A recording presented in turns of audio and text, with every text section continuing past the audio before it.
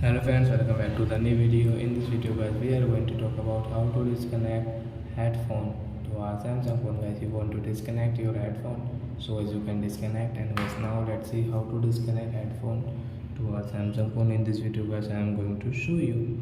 So friend, first of all, open your phone setting to disconnect this headphone. So we will on it.